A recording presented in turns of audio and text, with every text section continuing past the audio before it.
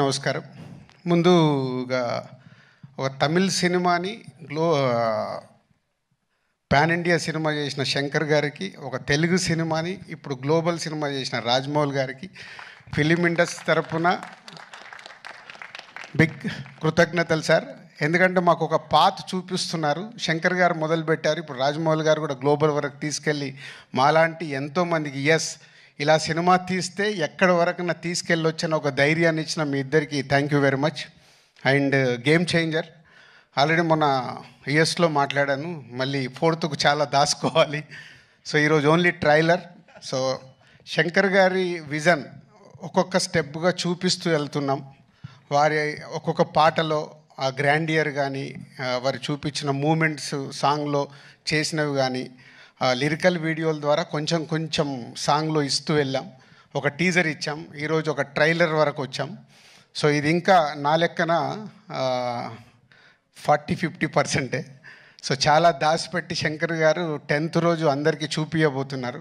ఈ సినిమాలో ఎన్నో మూమెంట్స్ అన్ప్రెడిక్టబుల్గా ఉంటాయి, అది మట్టు ఖచ్చితంగా చెప్పగలుగుతాను.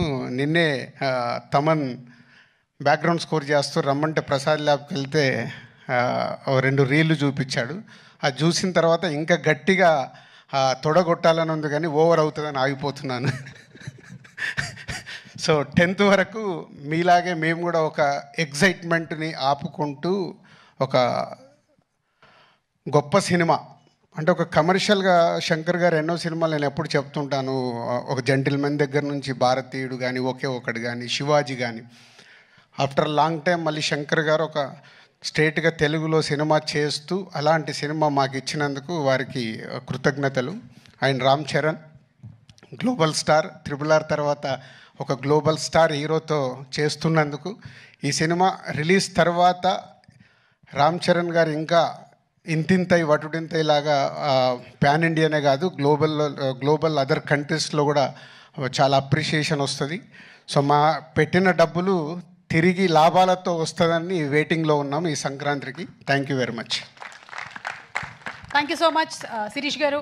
యాజ్ యూజువలీ మౌనంగానే వారి విషయాన్ని తెలియచెప్పారు.